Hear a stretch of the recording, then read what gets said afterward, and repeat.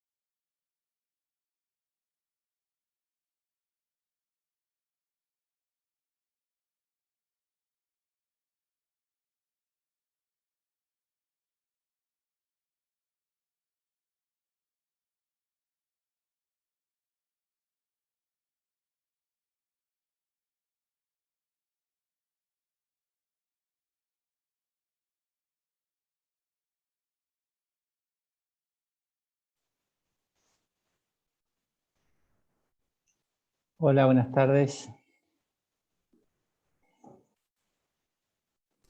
Hola, profe, ¿cómo anda? Hola, profe, buenas tardes. Hola, hola. Vayan despertándose. Bueno, ¿cuántos somos? 16. Ahora cuando hable del parcial van a estar todos rápidos hablando, seguro. Todos van a aparecer. Se las puede hacer de suspenso, entonces se la dejo para el final. Así se mantienen atentos y atentas. Profe, Sí. ¿cómo está? ¿Sabe? Respecto al tema del Recién. parcial, me dijeron que consulte con usted. Y Ay, sabe viste, por que... eso. Ahora para contestarte te dejo hasta el final de la clase. Ah, Así bueno, no ¿quiere se que espere? van. Y no, te podés ir también, después lo ves No, grabado. no. No hay problema. No espero, cuando termine la clase pregunto. No, después voy a explicar, es un chiste, después les voy a explicar la modalidad del parcial para la semana que viene. Así que, bueno, la idea hoy es hablar un poco de la orilla que habla del derecho internacional con el derecho interno, y hacer una breve mención, no es algo que... y los tratados de integración. Un poco esa es la idea de la clase de hoy, un poco de repaso. Luego podemos convenir, si ustedes están de acuerdo, el parcial sería el jueves que viene, a las 6 de la tarde. Matías, creo, es la bolilla 7, si mi memoria no falla, la que vamos a ver ahora. La Es idea, la unidad número 5, perdón. la 5, derecho interno con derecho internacional, ¿no? Sí, Sí. ya estoy mareado. Gracias, Delfina. Bien, la idea es que el lunes que viene, después me dicen si hacemos una clase de repaso, incluso hoy podemos algo repasar, no es muy larga esta parte, y dejarlos para que ustedes estudien. Cualquier cosa, no, ni siquiera me lo tienen que contestar ahora, se comunican con Jimena y me dicen, les avisan el jueves o el viernes si quieren tener el lunes que viene alguna otra clase más de repaso, si no, con lo de hoy terminaríamos, y ya sea presencial o ahora por Zoom, yo siempre les dejo la última semana para que estudien y no estén 2 horas acá, 1 hora colgados con alguna cuestión, salvo que tengan alguna pregunta así muy importante o quieren una clase de repaso. Esto lo deciden ustedes democráticamente y avisan. ¿Estamos? En principio, yo los dejaría, o sea, hoy sería mi última clase y el jueves es el parcial. Así estudian lunes, martes, miércoles y le dan toda la semana. Espero que vengan estudiando desde antes. Pero no obstante, si eso no sucediera, bueno, les dejo el lunes. Si ustedes quieren sí o sí una clase de repaso, vamos a ver cómo vamos hoy, pero yo creo que podemos hablar un poquito hoy de algunas cuestiones y listo. Bueno, ¿hay algo más que quieran preguntarme antes que empiece?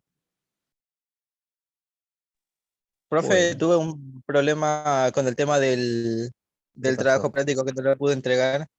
¿Eso Ah, te lo pregunto al final de la clase o puedo preguntar ahora? no, eso lo maneja los trabajos prácticos, lo de Jiménez, Ryan, ¿me decís? Sí, Eso porque háblalo con él. me dijeron que sin el trabajo práctico no puedo hacer el examen, Sí. pero pasa que me borraron del campus. Bueno, háblalo con Jiménez a través o de Soraya o de mismo Jimena, comunicate, porque eso lo maneja, los trabajos prácticos que él da los maneja él solo.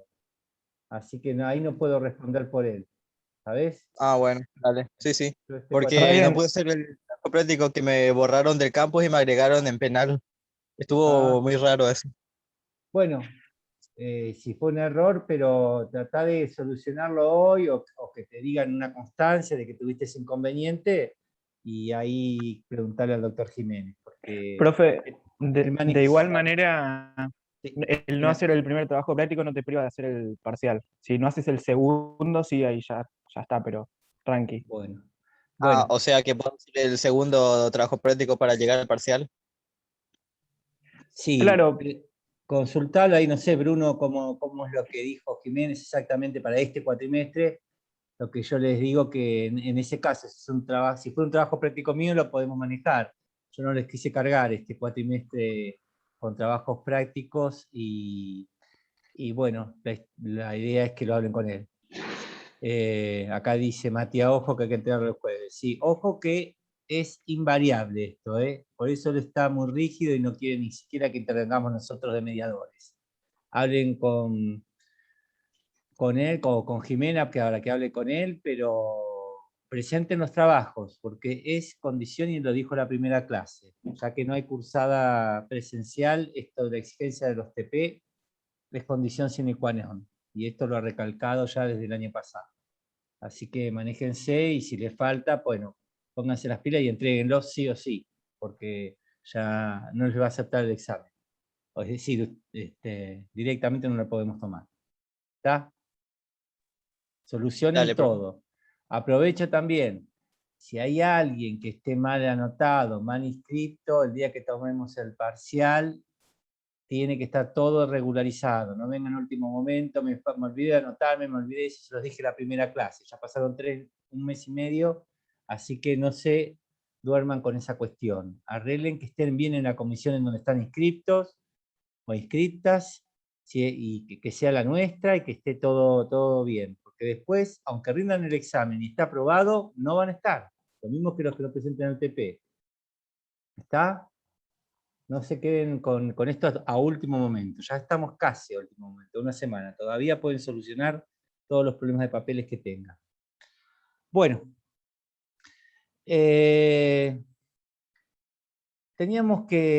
Vimos todas estas clases anteriores, el sistema de control de constitucionalidad, el sistema de supremacía constitucional, de cómo funcionaban los modelos, los tres modelos, ¿no? El político, el judicial y el concentrado, uno que venía de Estados Unidos, otro que venía del sistema europeo continental y el otro netamente político, que es el sistema francés.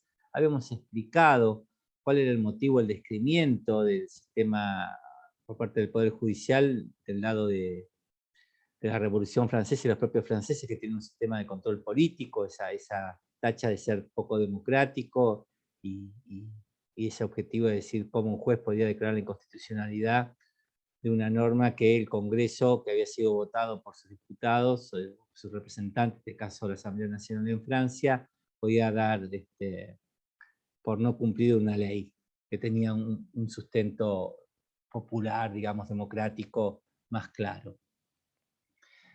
Habíamos visto cómo nuestro sistema, seguíamos el sistema europeo continental de control en el sentido que vimos la famosa supremacía constitucional kelseniana, pero también decíamos que ese modelo con la constitución de Yugoslavia y luego de Austria como el primer supuesto de control de constitucionalidad concentrado, es decir, el modelo europeo de la famosa pirámide venía con ese combo que yo le dije, que era el control de constitucionalidad concentrado. ¿Por qué? Porque Kelsen creía que era tan importante la cuestión del control de constitucionalidad que no podía ser dejado en manos de cualquiera, sino que tenía que ser un órgano especializado. A partir de allí habíamos visto que esos órganos concentrados podían pertenecer al Poder Judicial o ser órganos extrapoderes. Ese era más o menos el diseño del sistema europeo continental, y también habíamos hablado que al igual que en Estados Unidos, nosotros seguimos el sistema norteamericano. Ya casi todos los países latinoamericanos que seguían el sistema presidencialista abandonaron el control de constitucionalidad difuso y fueron hacia uno concentrado o mixto, como el caso colombiano o el caso brasileño. Y que nosotros habíamos quedado con Argentina y Estados Unidos, e incluso el más concentrado de todos es el de Uruguay, con un sistema que es difuso porque cualquier juez o jueza puede declarar la inconstitucionalidad de una norma,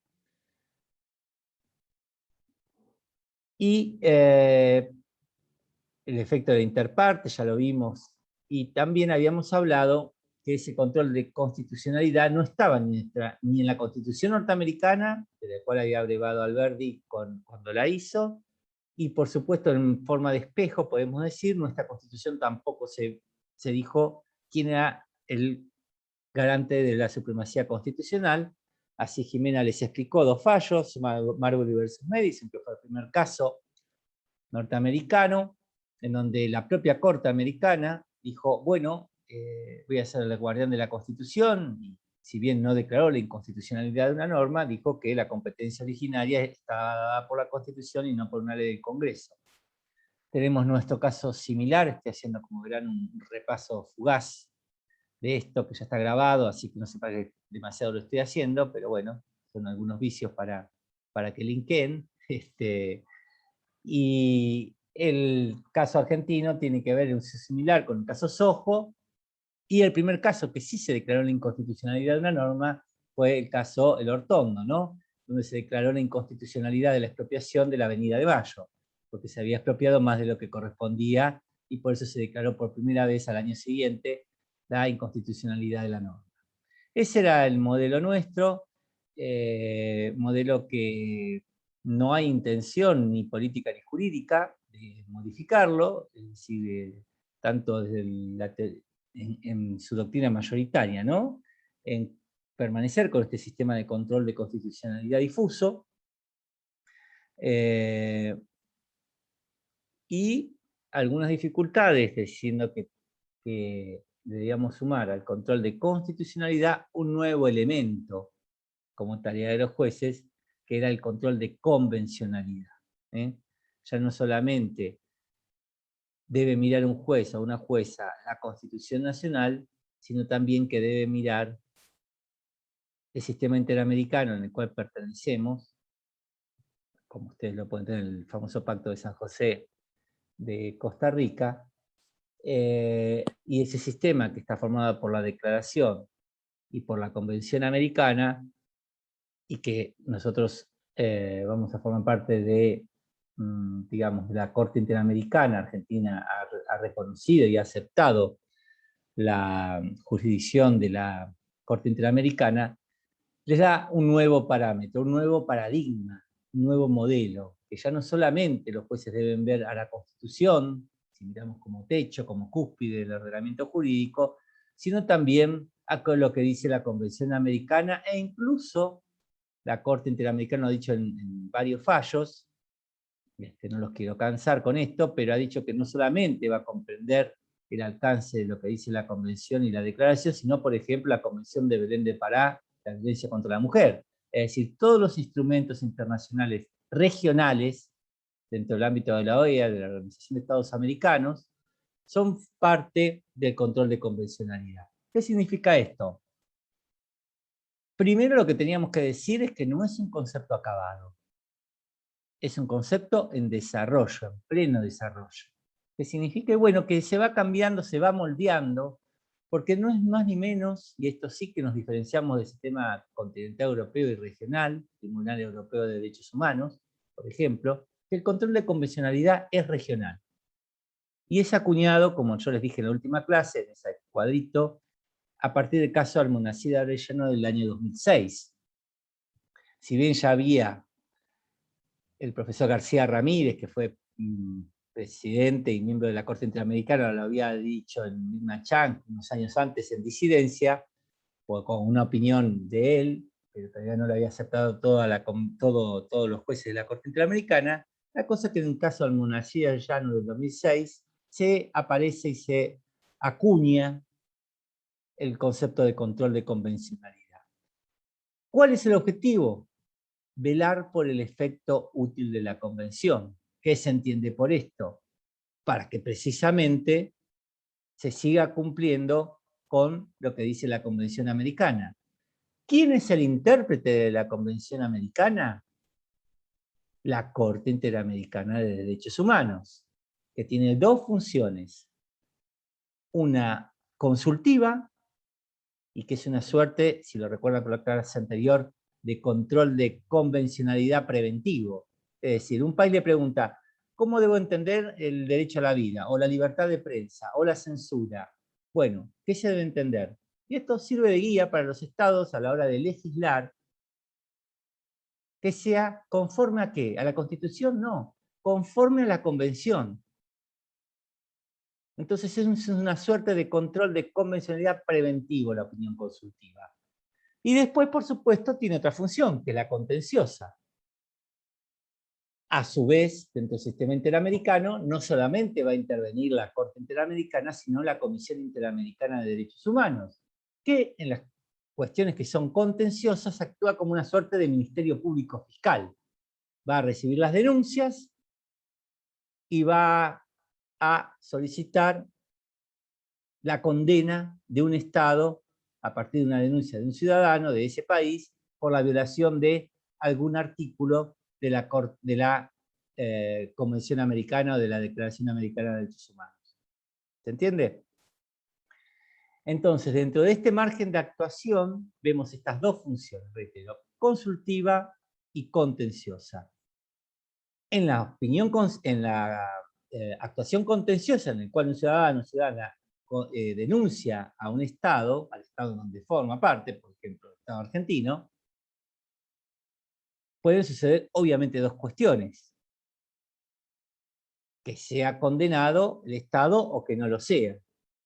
E incluso antes de que sea condenado, puede suceder que el Estado, que es denunciado y acusado, reconozca la responsabilidad internacional.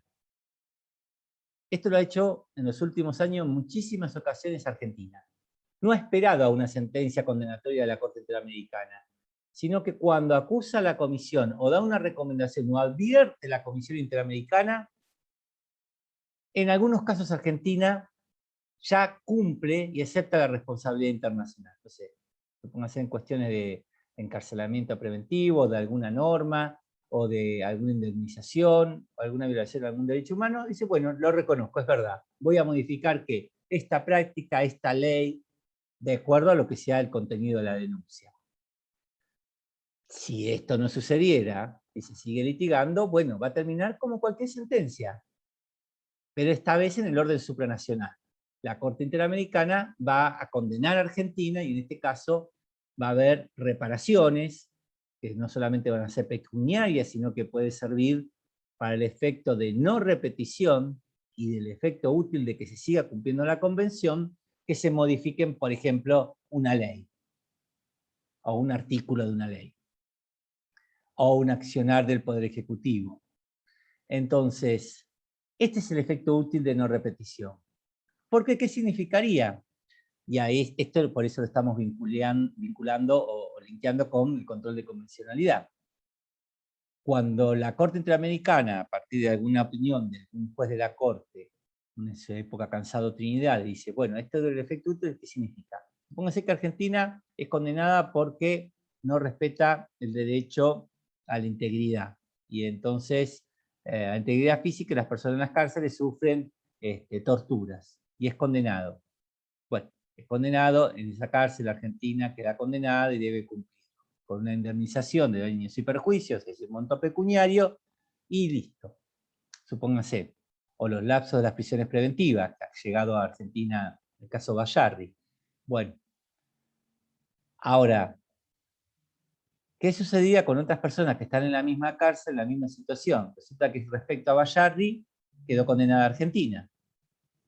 Ahora, si no se vela por el efecto útil de que el sistema preventivo, en primer término, va a estar dirigido a los jueces nacionales y de manera supletoria a los jueces de la Corte Interamericana, es decir, no es la primera instancia, es cuando se agotan todos los remedios internos, es decir, cuando el reclamo de ese ciudadano en su país agotó todos esos reclamos internos, llega recién a la Corte Interamericana. ¿Qué es lo que quiere el control de convencionalidad? Que no se llegue a la Corte Interamericana, y que las soluciones, si son similares al mismo problema, se resuelvan en el ámbito del derecho interno. Por eso está el control de convencionalidad. Porque si no, si Bayardi es condenado a Argentina por una violación, o sea, la tortura dentro de una situación carcelaria, el efecto útil de no repetición significaría ser una suerte de pago la multa, de pasar en rojo, es decir, de haber una tortura, existir una tortura respecto a una persona que está detenida, y después sigo violando derechos humanos. Es como pago la multa de tránsito y sigo excediendo la norma de exceso de velocidad, ¿se entiende? Entonces, ¿cómo opera el control de convencionalidad? Opera primero hacia el derecho interno. hacia el Poder Judicial, hacia los órganos de control, si fuera un tribunal constitucional o una sala constitucional, para que velen por el efecto útil. ¿Cuál sería el efecto útil? La no repetición ante una misma circunstancia. Porque si no, de nada serviría el sistema interamericano. ¿Se entiende? Entonces, primero va el juez nacional y a los poderes públicos de ese Estado, es decir, que el Congreso modifique una ley o una práctica del Poder Ejecutivo para evitar la repetición. Entonces, el primer encargado de este control de convencionalidad ya no solamente tiene que ver la Constitución Nacional o la Constitución Provincial, si es un juez de una provincia o una jueza, sino también tiene que ver qué dice la Corte Interamericana. ¿Por qué? Porque así como la Corte Suprema es el último, digamos, intérprete de la Constitución Nacional, la clase anterior hablamos de un control de constitucionalidad difuso. ¿Qué quiere decir? Que cualquier juez en el ámbito federal, es decir, a nivel nacional, tiene el control de constitucionalidad de las normas. Si es eso, por supuesto, puede ser apelado ante una Cámara Federal y en definitiva luego ante la Corte Suprema, que va a ser la que tenga la última palabra en materia constitucional. Así como esa última palabra la tiene la Corte Suprema, bueno, la última palabra del control de convencionalidad lo va a tener la Corte Interamericana. Entonces allí, ese control de convencionalidad, les reitero, lo debe realizar en primer término el órgano interno de ese país que esté encargado del control de constitucionalidad, pero también de convencionalidad.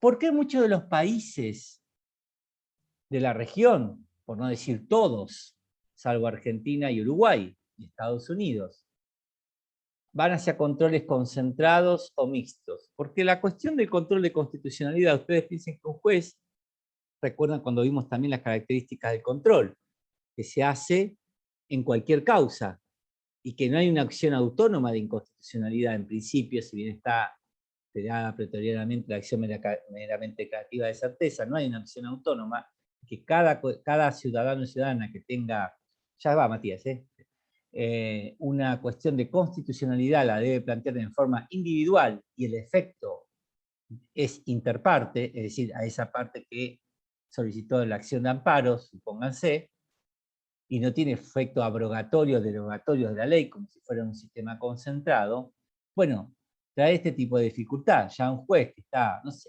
piensen en un juez laboral. ¿Cuántas causas tiene un juez laboral? Un juez de daño y perjuicio, un juez civil y comercial, no de Mar del Plata, piensen de La Matanza. Debe saber no solamente lo que dice el criterio de la Cámara, del Tribunal Superior de esa provincia, de lo que dice la Corte Interamericana, de las opiniones consultivas, de también son vinculantes las opiniones de la Comisión Interamericana, esto la Corte también lo ha dicho, y también debe saber, obviamente, que dice la Corte Interamericana, última intérprete y única de la Corte del Sistema de Declaración Americana y el Pacto de San José de Costa Rica. Todo eso en el marco de miles de expedientes. Con lo cual, esto debo decir que lo sostengo yo casi aisladamente, el control de constitucionalidad y de convencionalidad en Argentina es una tarea hercúlea, es decir, ya no solamente debe ser profesor de Derecho Constitucional o de Internacional Público y saber la materia en la cual es juez o jueza, sino que tiene que saber todo este tipo de jurisprudencia dentro de miles de causas, cientos de conflictos y encima hacer control de convencionalidad. Ese es uno de los problemas que uno dice, pero profesor, si yo leo algunos libros y me dicen que nosotros seguimos el sistema norteamericano, por supuesto, seguimos el sistema difuso norteamericano a cargo del Poder Judicial, pero ¿saben cuál es una de las diferencias? Que Estados Unidos no tiene que hacer ningún juez federal norteamericano ni de algún estado control de convencionalidad. ¿Saben por qué no tienen que hacer un control de convencionalidad? ¿Tienen alguna idea? ¿No? Porque Estados Unidos, al día de la fecha, no cede jurisdicción a ningún órgano supranacional. ni de Naciones Unidas, ni de la Corte Interamericana, ni de la Corte Penal Internacional de Justicia. Entonces no tienen, porque nunca las aceptó, es decir, es bastante gracioso porque en Washington está la sede de la Organización de Estados Americanos. Uno va a Washington y ve el edificio allí. Y es uno de los mayores aportantes al sistema interamericano. Pero sin embargo nunca aceptó someter la jurisdicción de su Estado a la Corte Interamericana, como no también a la de Naciones Unidas o a la Corte Penal Internacional, el organismo más reciente, ¿no? Por eso las guerras contra Irak, etcétera, no puede ser condenado ni traído porque nunca aceptó la jurisdicción internacional. Entonces, no es un dato menor. Los jueces norteamericanos siguen como en la época de la Revolución norteamericana. No tienen que mirar hacia arriba, hacia órganos supranacionales, porque nunca aceptó un concepto de soberanía bien restringido, bien local, no acepta que terceros, en este caso organismos supranacionales, con funciones jurisdiccionales o cuasi jurisdiccionales, decidan sobre lo que hace Estados Unidos. Por lo tanto, ese control de convencionalidad no está en Estados Unidos. Y por otro lado, yo también les dije que había otra diferencia. Nosotros seguimos el sistema norteamericano, pero agregamos el sistema europeo continental. Es decir, todos estudiamos, y todas, la pirámide de Kelsen, ¿no? El sistema europeo continental codificado, ya el código francés codificado, etc. Y el sistema norteamericano es el del common law, el anglosajón. Es decir, que hay dos sistemas, con lo cual es un sistema híbrido y un poco esquizofrénico el nuestro. Seguimos al sistema textual de la Constitución norteamericana. Nuestro sistema jurídico no es del common law, es europeo continental, todos nuestros códigos. No existe la regla del stare decisis, del precedente, como regla obligatoria. Y por lo tanto, le sumamos otra diferencia, es que nosotros sí aceptamos someternos a organismos supranacionales, como la Corte Interamericana, y nuestros jueces y juezas deben hacer un control de convencionalidad. Ese control, entonces, reitero, primero es una obligación del juez local. Habíamos hablado que tenía que ser incluso aún de oficio. En ese punto habíamos coincidido que Argentina cumplía a partir de la evolución de la jurisprudencia de la Corte, diciendo, bueno, también podrá cuando es patente y no solamente es a pedido de parte. Recuerden las cuestiones políticas no justiciables, ya haciendo un poco de mix de clase, avanzando y retrocediendo con la de la semana pasada, y profundizando en algunos de los temas. Descanso un poco. Matías, ¿qué pregunta tenías? No, profe, que contestó mi pregunta en el transcurso de lo que iba hablando, la contestó. Gracias. Muy bien. Estoy leyendo la mente, voy mejorando mi percepción. Bárbaro. Bueno. Estamos más o menos hasta acá, entre un repaso y un avance y alguna profundización de lo que no dije la clase pasada. Bien, ahora vamos a linkearlo con esta bolilla. Y decíamos la clase también pasada en ese gráfico que a partir del control de convencionalidad y de la creación de organismos supranacionales, se producían dos consecuencias. La constitucionalización del derecho internacional y la internacionalización del derecho constitucional. ¿A partir de qué, profe? Perdón, no escuché. A partir del control de convencionalidad y la jerarquía de los tratados. Y entonces aparecen nuevas realidades. Y este concepto que yo digo que sigue Estados Unidos hasta el día de hoy, duro, del concepto de soberanía, un poco se fue, no un poco, se fue reformulando, podríamos decir. Reformulando. Y tiene otros alcances. Decíamos que un Estado en el siglo XIX, solamente tenía dos relaciones con otros estados. Uno era la guerra. Y entonces dio paso ¿a qué? Al derecho internacional humanitario, que es muy diferente de hablar del derecho internacional de los derechos humanos, que es el que nosotros hablamos y que van a cursar cualquier cosa, el próximo cuatrimestre. El derecho humanitario es el de la Cruz Roja, identifíquenlo, ¿no? Esto parece un sinsentido de arreglar la guerra. No puede haber tortura, no se puede tirar bombas químicas, etc. Y el otro relación que tenían ya los estados entre sí, de la época ya de los fenicios, era el comercio. A partir de ahí, entonces, luego los estados eran soberanos. ¿Soberanos por qué? Porque tenían su propio territorio, elegían sus propias autoridades y, básicamente, podemos sintetizarlo, nadie se debía meter en lo que sucedía allí adentro. Producto de las dos guerras mundiales, en el cual se empezó a arreglar incluso hasta la guerra, por eso aparece las Naciones Unidas y el Consejo de Seguridad, con todo el déficit democrático que tiene, eso lo van a estudiar en derecho internacional público mucho mejor que lo que yo les pueda llegar a explicar.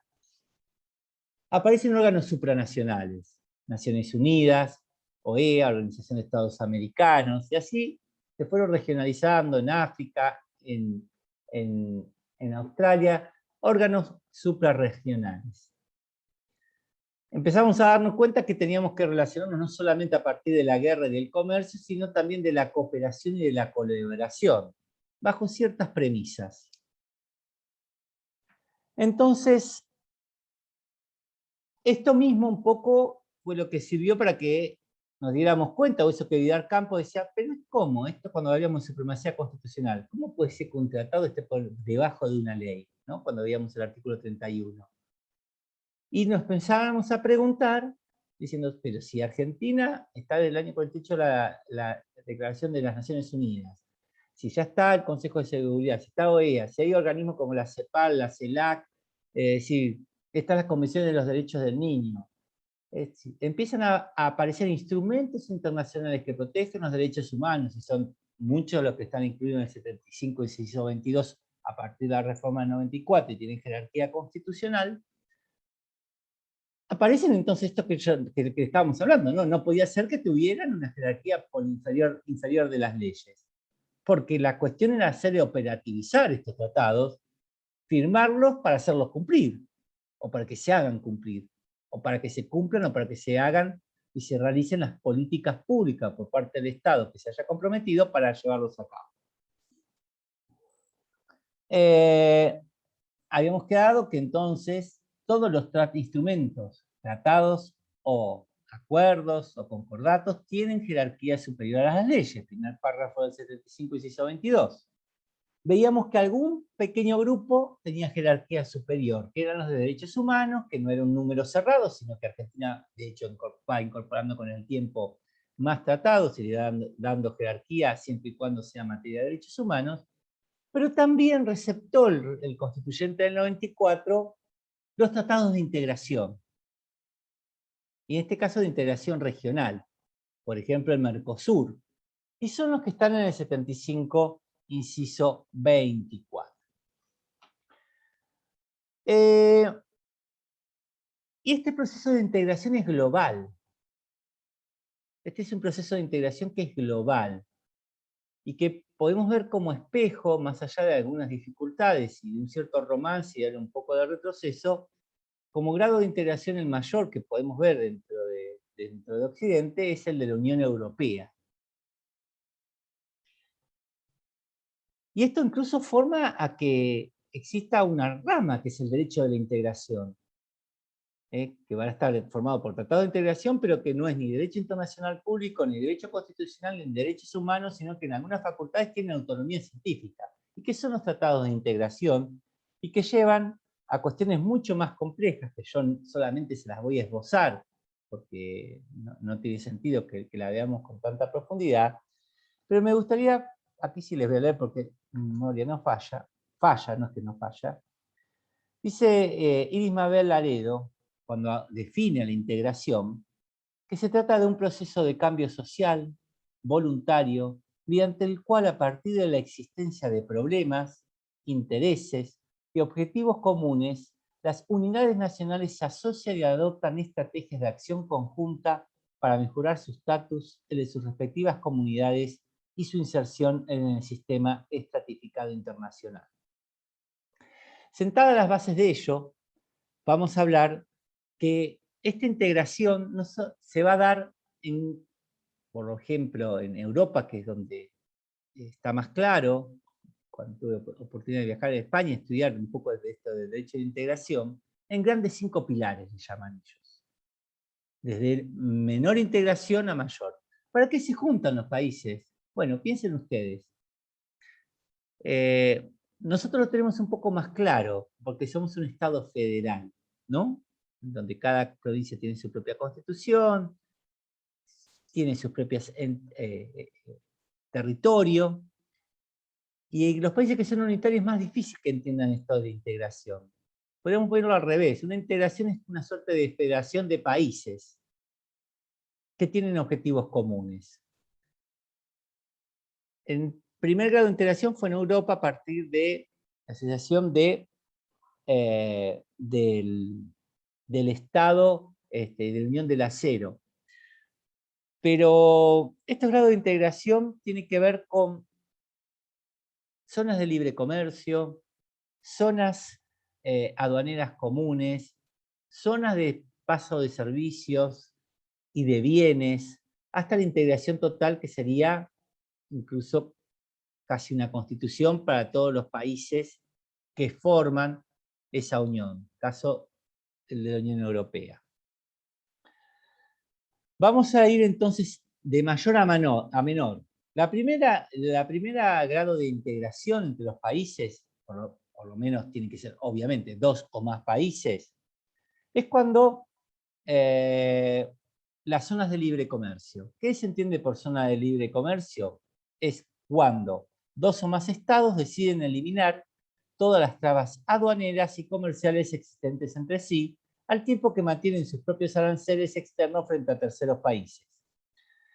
En realidad, entonces, es la unión de países soberanos en donde las decisiones para su inserción al mundo se adoptan de manera independiente. Por ejemplo, en NAFTA, con Estados Unidos, Norteamérica, Canadá y México. Es decir, se eliminan las aduanas entre cada uno de esos países, pero hay una zona común con respecto a los terceros. Da lo mismo que ingresen por Estados Unidos, da lo mismo que ingresen por México, dan el mismo, tienen el mismo arancel. Esa es una zona libre de comercio. ¿Cuál sería el segundo pilar de integración? La zona de unión aduanera. Aquí ya no es una zona de trabas aduaneras y comerciantes entre cada uno de los países, sino se trata, vamos a ir de menor a mayor, en la sustitución de 2 o más territorios aduaneros por uno solo. De manera que los derechos de aduana y demás restricciones al comercio son eliminadas entre sí. Por ejemplo, la idea final del Mercosur es Mercado Común del Sur. Todavía no hemos llegado, lamentablemente, a esa unión aduanera, pero en este caso nosotros figuraríamos como una unión aduanera incompleta, porque algunas cuestiones no tienen aranceles y otras sí. Lamentablemente, miren, estamos acá por Zoom y cuando empezó lo del Mercosur, yo todavía era estudiante, fíjense, se han pasado años, más de 25. Entonces yo decía, no hay laburo, no sé de qué voy a poder trabajar, y había aparecido el Mercosur, y digo, bueno, hay que aprender portugués, porque esto va a ir avanzando. Lamentablemente no ha avanzado lo que tendría que estar. Fíjense que países de Europa, como estoy hablando de la Unión Europea, no sé, Alemania, Francia, Inglaterra estuvieron en guerra, uno invadió al otro, hubo genocidios, ¿no? Y sin embargo llegaron a mayores avances. Acá estamos jugando todavía peleas de cabotaje, una mirada muy estrecha y muy pequeña, de falta de estadistas, que nos permite seguir avanzando. Piensen ustedes que no es lo mismo comerciar la carne o cualquier producto país, Argentina con la Unión Europea, Argentina con Estados Unidos, que negociar en conjunto Uruguay, Brasil y Argentina, con más los asociados, Chile, Perú. de manera conjunta. Piensen como una manera de cooperativa. Es mucho más fácil negociar entre un grupo y no entre uno solo de los países. En fin. Luego, la tercer pilar de integración es el mercado común. A la unión aduanera, es decir, desaparecen las aduanas. Uno puede pasar una heladera desde Brasil o de Uruguay a Argentina y da exactamente lo mismo, como si fueran provincias. ¿Entienden? Pero sí, si alguien quiere comprar o ingresar una heladera dentro del Mercosur, va a tener el mismo arancel, va a dar lo mismo que ingrese por Uruguay, por Paraguay, por Argentina o por Brasil. ¿Se entiende? El Mercosur sería la aduana, sería el borde. Pero las cosas podían circular libremente la mercadería. Por ejemplo, automotores. Acá hay una unión aduanera incompleta en el Mercosur respecto a los autos que entran de Brasil o de Argentina. De acuerdo a las políticas y a los colores políticos y a las teorías del péndulo que vamos de un extremo al otro, hay mayor o menor unión aduanera. Por supuesto que hay asimetrías, ese es uno de los problemas, no es que es tan romántico o algunas cosas no se hacen. Aquellos países, aquellos socios del Mercosur, más chicos como Uruguay, evidentemente si ingresa sin ningún tipo de arancel o sin ningún tipo de traba, Brasil se lo comería completo por su poderío que tiene, incluso ahora mismo Argentina, porque es el más fuerte de los países. Pero bueno, se podrían llegar a soluciones intermedias que en algunos momentos se arriban y en otras se retroceden. Estamos bastante estancados, ¿no? Decíamos entonces que el mercado común es una unión aduanera en la que se instauran las llamadas libertades fundamentales del mercado. Ya no solamente de heladeras, por ejemplo, sino libre circulación de personas, de servicios, de capitales y de mercancías. Es decir, hay un solo mercado. Ya uno no solamente puede mandar una heladera, sino, fíjense, servicios. Ustedes o nos recibimos de abogado y abogada, podríamos ejercer en Brasil o en Uruguay, o ser gasista, o plomero, o mecánico. Y también capitales. Ese sería el proceso final del Mercosur, que espero que lo vean ustedes, sus hijos, nuestros bisnietos, en algún momento se dé. ¿Cuál es el cuarto pilar? La unión económica. A las reglas de unión aduanera, un mercado común, ya no solamente de capitales, de servicios, de mercancías, sino también se unifican algunas políticas económicas. Por ejemplo, la monetaria, la fiscal, la industrial y la agrícola. Uno de los casos, o el caso, es la Unión Europea. Fíjense que hay una unidad monetaria, el euro. Cuando yo fui la primera vez a España con una beca, en algunos lugares, incluso en algunas ciudades chicas, todavía decían en las despensas o en las verdulerías, 1 euro o 200 pesetas. Hoy nadie discute que el euro no es la moneda común para toda la Unión Europea, salvo, por supuesto, Inglaterra que se fue, ¿no?, del Brexit, pero estamos leyendo que a partir del Brexit, lo vi la semana pasada en la tele, no sé quién no pudo ver, hay desabastecimiento, no hay comida. ¿Por qué? Porque ahora, para ingresar comida a Inglaterra, es como si fuera Argentina, tiene que pasar por la aduana. Uno se ve a Europa, la primera vez que fui también con esa beca, me llevó un amigo a pasear dentro del viaje, entonces iba con el auto y íbamos pasando de Alemania a Austria, y yo dije, bueno, chao, ya agarré el pasaporte, documento, acá nos van a hacer abrir el baúl, y resulta que pasamos de Alemania a Austria como si hubiéramos pasado de Córdoba a la Pampa, no sé, o a la provincia de Buenos Aires. Esto es una obviedad lo que estoy diciendo, pero cuando uno lo vive, por primera vez dice, bueno, ya estaba buscando en la mochila donde tenía guardados los documentos. Y la unión económica. La unión económica. ¿Qué hace?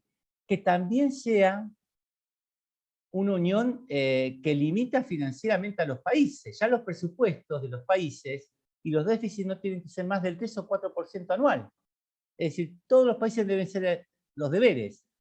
No se deben endeudar o sobreendeudar, porque el que responde es el Banco Central de la Unión Europea. ¿Se entiende? E incluso hay un avance mayor. A partir de la Carta de Maastricht, ya también hay una suerte de constitución de la Unión Europea. Y también hay derechos fundamentales de la Unión Europea. Ya no solamente está el Tribunal Europeo de Derechos Humanos, como está en nuestra Corte Interamericana, sino también está el de Luxemburgo, que tiene que ver con la Carta de Derechos Fundamentales de la Unión Europea, ya como ciudadano de la Unión Europea. Piensen ustedes que se votan parlamentarios de la Unión Europea. Acá tenemos los Mercosur que solamente cobran y no funcionan, porque no funciona el Parlamento. Pero allí sí. Y esa legislación es supranacional. Miren, les voy a contar una anécdota. Resulta que hay un delito que puede ser el fraude de subvenciones, ¿no? A alguien le da al Estado una subvención para, no sé, producir computadores y resulta que lo que hace es agarrar computadoras viejas, comprar una caja de cartón nueva, le pone el sello y bueno, se quedó con la plata y nos está dando una computadora o una, no sé, una Play 1.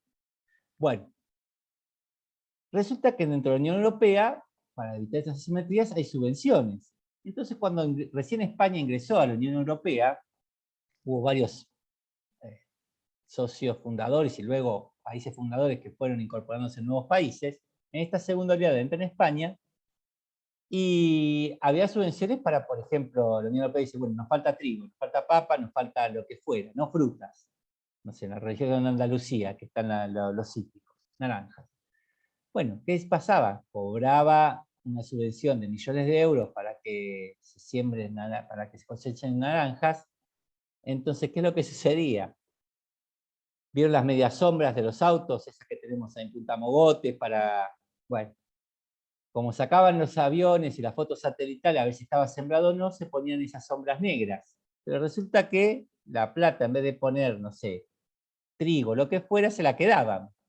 ¿Qué sucedía? En lo que sería el municipio, todos sabían que en ese campo que había cobrado subvenciones de la Unión Europea, no se había sembrado absolutamente nada y se quedaron con los euros.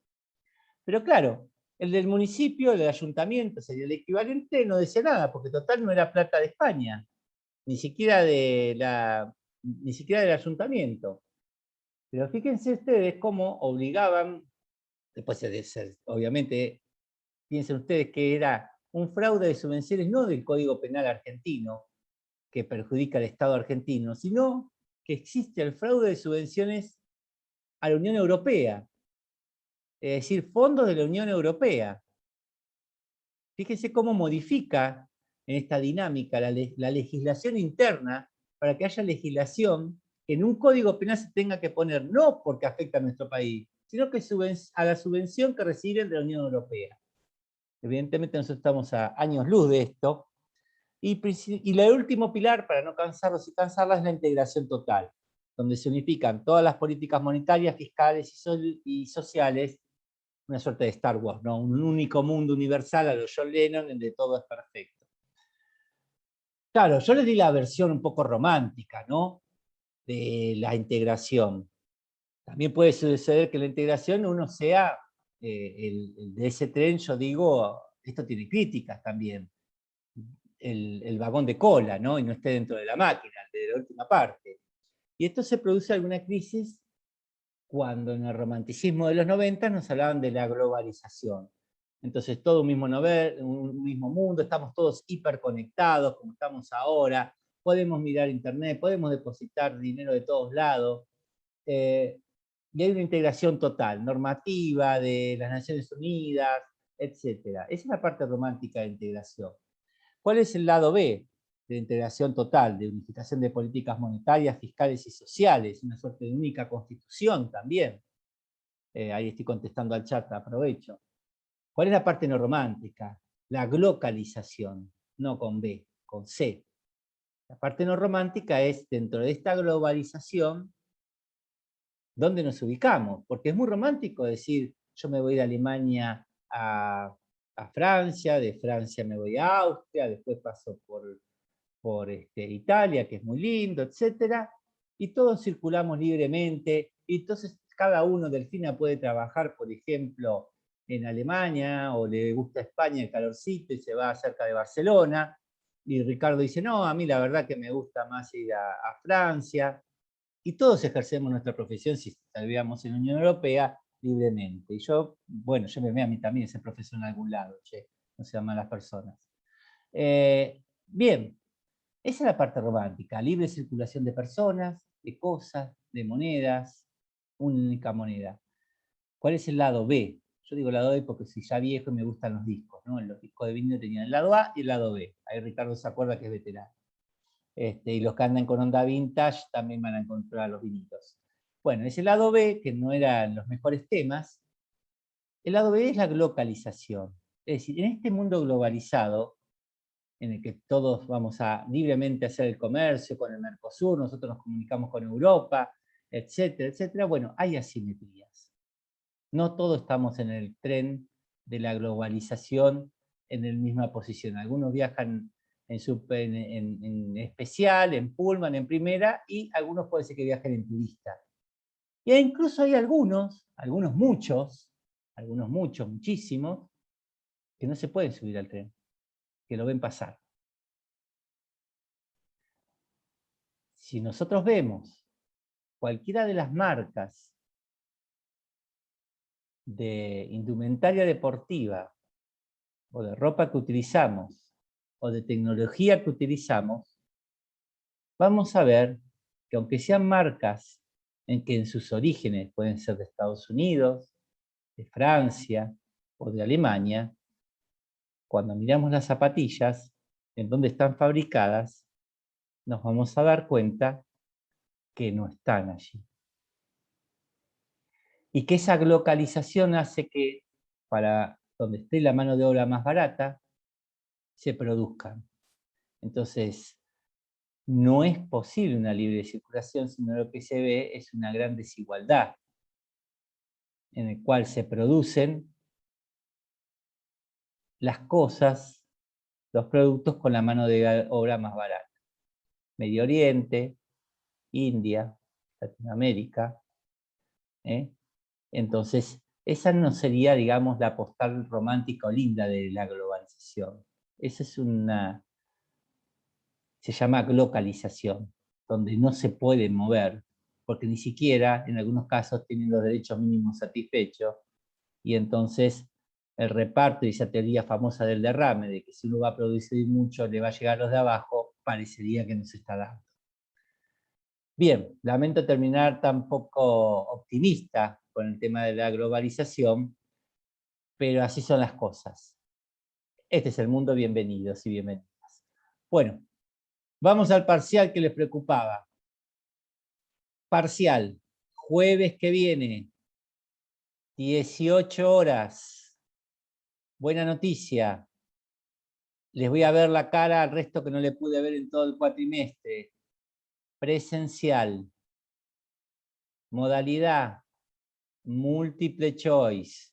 Vamos a ir con Agustín, con Santiago y con Jimena. Ya pedimos 1 o 2 aulas. Vamos a ver si son 10 o 20 preguntas. En menos de 1 hora marcan la crucecita y nosotros las miramos y al otro día tienen el resultado.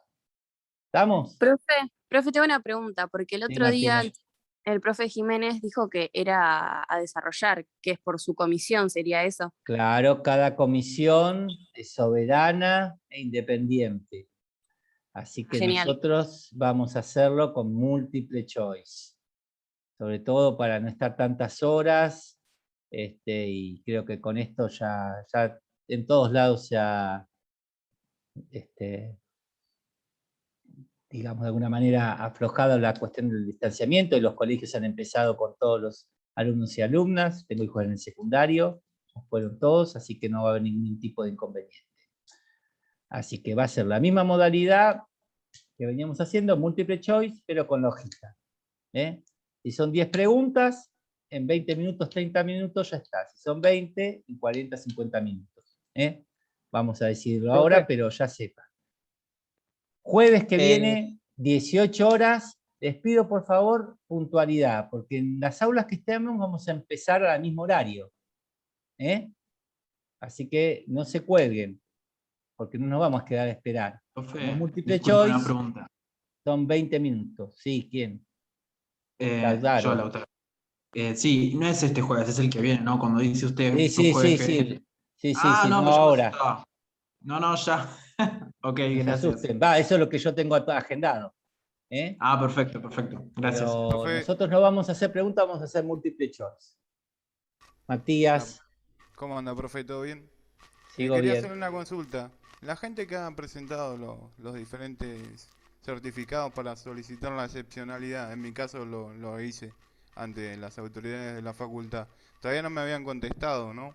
¿Qué Y quería excepcionalidad, saber... Matías? No tengo ni idea de lo que me hablas. Si querés por privado, no sé, o mandar un mail, o si querés No, ventilarlo, no tengo ningún problema. Yo sabe que me encuentro privado en la libertad, estoy estudiando en contexto de encierro y mandé mi certificado de detención a las autoridades de la facultad. Todavía no me contestaron. Yo hablé con uno de los profes, me dijo que hable con usted para saber el día Bueno, y la fecha del parcial para las personas que presentamos la excepcionalidad que va a ser a través de Zoom, me bueno, dijo el profesor. bueno, déjame terminar de hablar. Bueno, Y bueno, evidentemente no creo que por las cuestiones de pandemia de ingresos y egresos, seguramente lo haremos como forma de examen virtual en TP, que te vas a tener que poner a las 6 de la tarde y vas a tener media hora para hacerlo. Incluso quizás eh, usamos otro modelo para el juego. pero ¿cómo sería? ¿Por Zoom oral o...? Porque la otra vez el profe Jiménez me dijo que era Zoom oral. O de otra No, modalidad. lo vamos a hacer por escrito. Vas a tener que entrar y vos tenés medios para hacerlo. Sí, tengo para entrar al campus, tengo una Y bueno, por computadora y eso, tengo con mi el teléfono. campus, entonces a las 18 horas, ahora hablalo con Jimena, mandale un mensaje a Jimena, así lo anota, para que seas la única excepción. ¿Estamos? Bueno, gracias, profe. Bien, ¿alguien más? Bueno, Yo iba a hacer esa misma pregunta porque estoy acá en Misiones, no puedo viajar a Mar del Plata todavía, pero ya me quedó claro. Ryan, vos esta semana. Bueno, los que les pido, por favor, tanto a Matías como a Ryan, que manden las notas y que me den las notas a la facultad. No es que desconfíe de ustedes, es un problema administrativo, que tiene que estar solucionado. Comuníquense Sí, con Jimena, y vos estás estás cursando en Mar del Plata, estás en Misiones. sí, estoy acá en Puerto Iguazú. Ah, mira qué bien, hace calor ahí. La solicitud Bien. de excepción ya me la aprobaron, me dijeron que ya estaba aprobada. Bueno, mandá el papel y mandáselo en un attachment, en un archivo adjunto a Jimena, o mandalo por la Dale, plataforma. ¿Eh? dale, sí, profe. Profe, Bien. si se lo envió a usted al campus, ¿está bien? Manden todos al campus o a Jimena, si nosotros lo podemos controlar y hacer de esa modalidad. El Gracias, resto les profe. pido, por favor, en serio, que estén todos a las 6 sentados. Porque van a empezar, si es en 2 aulas, no podemos empezar, obviamente, para que no se copien. No sé si vamos a hacer 2 o 3 modelos, pero por las dudas, al mismo horario. Y sobre todo porque yo pedí una sola hora. Y piensen que todos los profesores están pidiendo para hacer el examen. El que llegó tarde, el que no hizo, es ausente, como cuando era presencial. ¿Estamos? O el que tiene algún problema. Ahí Matías dice 5:40. No sé si te van a dejarte entrar, pero sí. Lleguen temprano, no se cuelguen porque a las 6 en punto empezamos a repartir las hojas. Bueno, yo creo que el lunes los voy a dejar de estudiar, salvo que ustedes quieran la clase de repaso, pero está todo grabado de otros cuatrimestres, no sé, como ustedes quieran. Me parece que mucho sentido no tiene, pero de última avisen el jueves o el viernes.